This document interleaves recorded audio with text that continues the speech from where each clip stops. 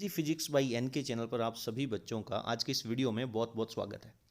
काफ़ी सारी बच्चों की डिमांड रही है कि सर हमें जो जेनर डायोड का टॉपिक है वो आप कंप्लीट करवा दीजिए बोर्ड परीक्षा 2022 के लिए, और ना केवल 2022 के लिए जबकि आगे आने वाली सभी बोर्ड परीक्षाओं के लिए ये जो टॉपिक है वो बड़ा महत्वपूर्ण है।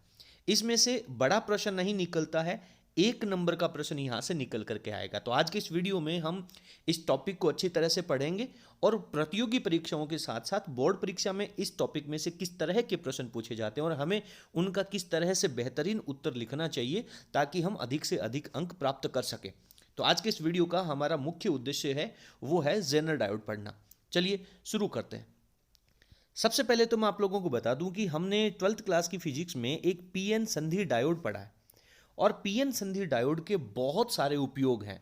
मुख्य रूप से यदि हम बात करें तो जो हमारा दिष्टकारी होता है उस दिष्टकारी के अंदर पीएन संधि डायोड का उपयोग होता है। उसके बाद में जब आप लोगों ने लॉजिक गेट पढ़े हैं तो लॉजिक गेट्स के अंदर भी पीएन डायोड का उपयोग किया जाता है, लेकिन कुछ विशेष तरह के पीएन डायोड भी बनाए जाते हैं। तो पीएन संधि डायोड जो होता है उसके विशिष्ट प्रयोजन कहाँ कहाँ इसको मुख्य रूप से या विशेष रूप से तैयार किया जाता है। तो एक नंबर पे है हमारे पास जेनर डायोड, उसके बाद में है फोटो डायोड, उसके बाद में है प्रकाश उत्सर्जक डायोड, यानी इसे एलईडी कहा जाता है, light emitting diode short format में दे करके इसकी फुल फॉर्म जो है वो बोर्ड परीक्षाओं के अंदर पूछी जाती है। और नंबर 4 पे आता है हमारा सोलर सेल। तो ये सारे के सारे विशेष रूप से तैयार किए गए हमारे पीएन संधि डायोड्स होते हैं। चलिए अब अपन बात करते हैं कि जो हमारे ये जो 3 टॉपिक्स हैं इनको अपन कहते हैं ऑप्टो इलेक्ट्रिक युक्तियां, जिनके बारे में हम नेक्स्ट वीडियोस के अंदर चर्चा करने वाले हैं। आज हम पढ़ेंगे जेनर डायोड के बारे में, किस तरह से इसे बनाया जाता है, क्या क्या इसके उपयोग हैं और इसे परिपथ के अंदर या इलेक्ट्रिक सर्किट के अंदर किस तरह से जोड़ा जाता है। चलिए, जेनर डायोड जो है इसकी खोज सन 1934 के अंदर 1934 के अंदर सी जेनर ने की थी। मेरी भी दिलचस्पी थी कि जेनर डायोड की खोज कब की गई है, क्योंकि बुक्स के अंदर ये चीज़ें नहीं लिखी गई है। तो जब मैंने गूगल किया तो मुझे पता चला कि 1934 के अंदर इसका आविष्कार हो चुका था। सी जेनर जो है उनका फुल फॉर्म है क्लियरेंस जेनर। तो हमें इन्हें शॉर्ट फॉर्मेट में सी जेनर कहते हैं और इनके नाम के आधार पर ही इसे जेनर डायोड कहा जाता है। सबसे मुख्य बात जो इसकी है वो ये है कि इसे इलेक्ट्रिक सर्किट के अंदर उत्क्रम अभिनति में रिवर्स बायस के अंदर इसे कनेक्ट किया जाता है, जोड़ा जाता है। मुख्य प्रश्न यहां से ऑब्जेक्टिव प्रश्नों की अपन बात कर रहे हैं, इसे रिवर्स बायस के अंदर जोड़ा जाता है।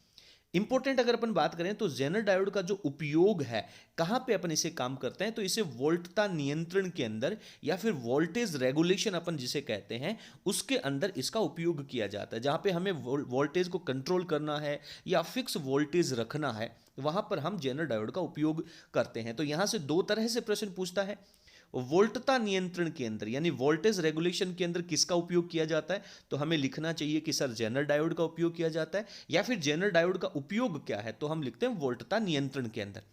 अगला प्रश्न जो हमारा बनता है वो ये है कि इस जेनर डायोड का जो प्रतीक चिन्ह है, इसका आइडेंटिफिकेशन मार्क जो है, इसका जो सिंबल है वो हम किस तरह से लिखेंगे। तो आप लोगों ने देखा होगा कि जो सामान्य हमारा पीएन डायोड होता है उसको हम ऐसे एरो लगा करके इसके आगे एक ऑब्लिक लाइन लगा करके और इस तरीके से हम सिंपल पीएन डायोड को लिखते हैं। लेकिन इसके आगे की जो लाइन है इसको यदि हम थोड़ा सा ऐसे टेढ़ा बना दें या फिर हम इसको थोड़ा सा कर्व के फॉर्मेट में डाल दें तो इसे हम जेनर डायोड का सिंबल कहते हैं। तो ये डायोड का सिंबल देख करके आपसे पूछ सकता है कि ये किसका सिंबल है, और या फिर वही जेनर डायोड का सिंबल लिखिए, तो आपको ये डायग्राम बनाना होता है। अब अपन इसके बारे में थोड़ी सी और विशेष चर्चा करते हैं, डीपली हम जाने का प्रयास करते हैं कि जेनर डायोड जो होता है वो एक विशेष पीएन डायोड है, सिंपल डायोड नहीं है, एक स्पेशल पीएन जंक्शन डायोड है। क्या होता है इसमें, जिसे पीएन संधि के दोनों ओर, हम जानते हैं कि जो हमारे पास पीएन डायोड बनाते हैं उसमें बीच में एक पीएन जंक्शन बनता है, संधि बनती है, उसके एक तरफ पी टाइप के सेमीकंडक्टर अर्धचालक होते हैं और एक तरफ एन टाइप के सेमीकंडक्टर होते हैं। इसमें तीसरे समूह है कि यानी त्रिसंयोजी अशुद्धियां मिलाई जाती हैं और इसमें पांचवें समूह है कि पंच संयोजी अशुद्धियां मिलाई जाती हैं। लेकिन इनकी जो मात्रा होती है, इनकी जो डोपिंग का जो परसेंटेज होता है वो बहुत कम रखा जाता है। तो जब हम जेनर डायोड बनाएंगे उसके अंदर जिसे पीएन संधि डायोड के दोनों ओर अत्यधिक मात्रा में अपमिश्रण, अपमिश्रित का मतलब है डोपिंग, अशुद्धियों की मात्रा, इंप्योरिटीज की जो मात्रा है वो ज्यादा डाल करके इसे बनाया जाता है। सबसे महत्वपूर्ण बात, जिससे क्या होगा, इसकी जो अक्षीय परत होती है उसकी चौड़ाई कम हो जाती है। बड़ा इंपॉर्टेंट प्रश्न है कि सामान्य पीएन संधि डायोड की तुलना में इसकी जो डिप्लेशन लेयर है, अक्षीय परत है, उसकी जो चौड़ाई है वो डिक्रीज हो जाती है, कम हो जाती है। बड़ा महत्वपूर्ण प्रश्न है। ऑब्जेक्टिव प्रश्नों के अंदर या फिर मुख्य रूप से फिल इन द ब्लैंक्स के जो क्वेश्चन होते हैं वहां पे ये बात पूछी जाती है। और क्या होगा, तथा इसकी जो भंजन वोल्टता है, ब्रेकडाउन वोल्टेज है, वो कम हो जाती है और तीक्ष्ण हो जाती है। तीक्ष्ण का मतलब होता है उसके अंदर इंस्टेंटली डिक्रीजमेंट आता है, जिसको हम आगे डायग्राम के अंदर अच्छे तरीके से समझेंगे। यह भंजन क्षेत्र में उत्क्रम धारा के उच्च मान तक बिना क्षतिग्रस्त हुए कार्य करता है। सामान्य जो हमारा पीएन डायोड होता है, इसको जब हम रिवर्स बायस के अंदर कनेक्ट करते हैं तो जब इसके अंदर ब्रेकडाउन वोल्टेज या भंजन वोल्टता से ज्यादा वोल्टेज के ऊपर यदि हम इसे ले जाते हैं तो इसके अंदर धारा का मान बढ़ जाने से हीट जनरेट होती है और हमारा जो सिंपल पीएन डायोड होता है वो क्षतिग्रस्त या डैमेज हो जाता है। परंतु जो हमारा जेनर डायोड है वो भंजन क्षेत्र में उत्क्रम धारा, क्योंकि रिवर्स बायस में इसे जोड़ा जाता है तो इसके अंदर जो जाने वाली जो करंट होगा वो रिवर्स करंट होगा, तो उत्क्रम धारा का जो मान है वो बहुत उच्च हो जाता है। ज्यादा धारा का मान जाने पर भी ये डैमेज नहीं होता है, क्षतिग्रस्त नहीं होता है। और इसकी ये जो स्पेशलिटी है, ये जो विशेषता है, वही इसे पीएन डायोड से डिफरेंट करती है या इंपॉर्टेंट बना देती है। चलिए, तो ये अगर आपसे प्रश्न आता है कि जेनरल डायोड के ऊपर संक्षिप्त नोट लिखिए, टिप्पणी लिखिए, दैट टाइम आपको ये जो पैराग्राफ है वो यहां पे लिखना चाहिए। अब अपन बात कर रहे हैं कि जो पीएन संधि डायोड होता है, यदि इसे हम फॉरवर्ड बायस के अंदर या अग्र अभिनति के अंदर यदि जोड़ दें तो क्या हो जाएगा। तो यहां पे हमने एक विशेष नोट डालने का प्रयास किया है कि अग्र अभिनति में ये जो डायोड है वो आपका साधारण डायोड की तरह ही कार्य करता है, यानी पीएन जंक्शन डायोड की भांति ही कार्य करता है। जनरल डायोड की कोई स्पेशलिटी इस कंडीशन में नहीं रहती है। जब आप इसे फॉरवर्ड बायसिंग के अंदर या अग्र अभिनति के अंदर जब आप इसे जोड़ते हैं तो ये साधारण डायोड की तरह कार्य करता है।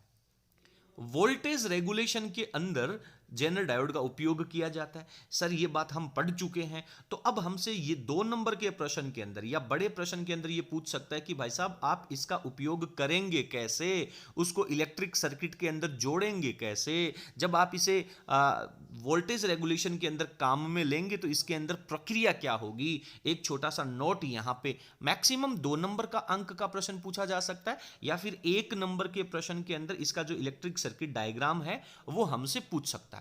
चलिए, अब हम इसके इलेक्ट्रिक सर्किट डायग्राम के ऊपर चर्चा करते हैं।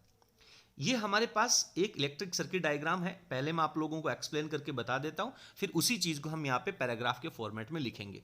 ये हमारे पास एक डीसी वोल्टेज सोर्स है, यानी डायरेक्ट करंट है, दिष्ट धारा का कोई स्रोत है, और इसके अंदर जो वोल्टेज है वो अनकंट्रोलेबल है, अनियंत्रित है। उसकी जो वैल्यू है वो कभी इंक्रीज हो रही है, कभी डिक्रीज हो रही है। तो ये जो वोल्टेज के अंदर डिफरेंस आ रहा है या जो जिगजैग मोशन आ रहा है, या कभी इंक्रीज हो रहा है या डिक्रीज हो रहा है, या कभी उच्च हो रहा है कभी निम्न हो रहा है, इसके अंदर जो विभिन्नता आ रही है या जो अनियंत्रित की स्थिति है, इसे हमें कंट्रोल करना है। तो इस डीसी वोल्टेज सोर्स के आगे हम एक जेनर डायोड यहां पे लगा देते हैं। और हमने कहा था कि सर जेनर डायोड को हम रिवर्स बायस के अंदर लगाते हैं, तो इस बात का आप लोगों को विशेष ध्यान रखना है। तो क्या करना है, इस बैटरी का जो नेगेटिव टर्मिनल है उसको हम यहां पे कनेक्ट करेंगे जेनर डायोड के पी भाग से, और बैटरी का जो पॉजिटिव टर्मिनल है उसको अपन यहां पे कनेक्ट करेंगे पीएन डायोड के एन भाग से।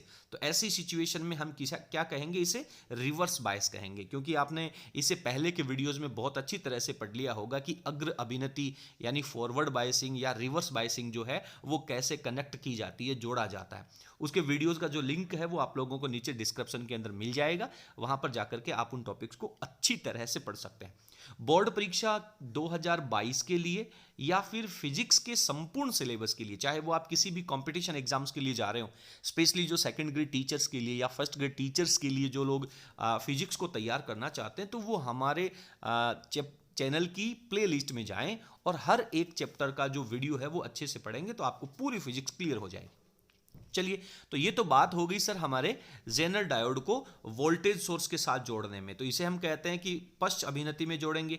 ठीक है साहब, जोड़ दीजिए। एक बात हम जानते हैं कि यदि मान लीजिए कि दो रेजिस्टेंस यहां पे हैं और दोनों को यदि हम समांतर क्रम में या पैरेलल कॉम्बिनेशन के अंदर जोड़ देते हैं, तो इन दोनों के सिरों के ऊपर जो विभवांतर रहेगा, पोटेंशियल डिफरेंस जो रहेगा, वो दोनों में इक्वल रहेगा। क्योंकि समांतर की स्थिति में, पैरेलल की स्थिति में दोनों पे जो पोटेंशियल डिफरेंस होता है, विभवांतर होता है, वो समान रहता है। तो हमें क्या करना चाहिए कि इसके समांतर क्रम में हमें एक लोड प्रतिरोध यहां पे जोड़ देना चाहिए। एक ऐसा प्रतिरोध जोड़ देना चाहिए जिसके ऊपर हम विभवांतर प्राप्त करना चाहते हैं, वो हमेशा इस जेनर डायोड के पैरेलल क्रम में जोड़ा जाएगा। जिससे क्या होगा, जितना वोल्टेज इस जेनर डायोड के सिरों पर होगा, उतना ही वोल्टेज इस लोड प्रतिरोध के सिरों के ऊपर रहने वाला है। ठीक है, और आगे यहां पे जो इस लोड प्रतिरोध के सिरों के ऊपर जो विभवांतर मिलेगा, वो हमारे पास कंट्रोल्ड आएगा, नियंत्रित वोल्टता आएगी। और वो वोल्टता कितनी होगी, इस जेनर डायोड की भंजन वोल्टता के बराबर। इस पूरे वीडियो के अंदर हम इन बातों को अच्छे से चर्चा करने वाले हैं। सर यहां पे एक RS और लगाया गया है। ये RS क्या है, ये एक संट प्रतिरोध है, संट रेजिस्टेंस है। क्योंकि जब इसके अंदर करंट का मान बहुत ज्यादा हो जाएगा तो हीट यहां पे बहुत ज्यादा मात्रा में जनरेट हो जाती है। तो उस करंट को कंट्रोल करने के लिए, क्योंकि हम जानते हैं कि जब रेजिस्टेंस की वैल्यू इंक्रीज होगी तो सर्किट के अंदर जाने वाली जो करंट है उसकी वैल्यू कम हो जाएगी। तो इसे जलने से बचाने के लिए, इस पूरे सर्किट को डैमेज होने से बचाने के लिए हम एक इसके सीरीज के अंदर, श्रेणी क्रम के अंदर एक छोटा सा प्रतिरोध अपन यहां पे कनेक्ट करते हैं। तो ये जो डायग्राम आप लोग देख रहे हैं बहुत आसान है। एक अनियंत्रित वोल्टता का स्रोत है, उसके आगे एक जेनर डायोड को पश्च अभिनति में जोड़ा गया है, उसके आगे एक लोड प्रतिरोध जोड़ा गया है, और उस लोड प्रतिरोध के किनारों के ऊपर हम आउटपुट वोल्टेज जो जेनर वोल्टता है या नियंत्रित वोल्टता, वो प्राप्त करेंगे। और जेनर डायोड के सीरीज के अंदर, श्रेणी क्रम के अंदर एक छोटा सा प्रतिरोध हम यहाँ पे कनेक्ट कर देंगे। तो ये डायग्राम बड़ा इंपॉर्टेंट है, 1 नंबर के प्रश्न के अंदर ये पूछा जा सकता है। चलिए अब अपन इसके ऊपर प्रकाश डालते हैं। क्या कह रहा है कि मान लीजिए एक जेनर डायोड है, उसके ऊपर अनियंत्रित डीसी वोल्टेज, और वो जो डीसी वोल्टेज है उसकी वैल्यू कितनी लिखी है हमने, VL यानी लोड वोल्टेज लगाई गई है। एक जेनर डायोड के ऊपर अनियंत्रित वोल्टेज जो है वो VL हमने लगा दी है। ठीक है सर, लगा दी है। लोड प्रतिरोध जो RL है उसको जेनर डायोड के समांतर क्रम में लगाया जाता है। क्यों लगाया जाता है, क्योंकि समांतर क्रम में वोल्टेज बराबर रहता है। क्लियर है। चलिए आगे बढ़ते हैं। थोड़ा सा मैं यहां पे इसको ऊपर स्किप कर लेता हूं, उसके बाद में अपन इसको अच्छे से पढ़ते हैं। समांतर क्रम में लगाया गया, ठीक है सर। जेनर डायोड जो होता है उसको परिपथ में हमेशा पश्च अभिनति में संयोजित किया जाता है। ये बात भी हम पढ़ चुके हैं, यानी जो बातें हमने यहाँ पे समझी हैं उन्हीं बातों को हमने यहाँ पे स्टेटमेंट के रूप में लिखना है।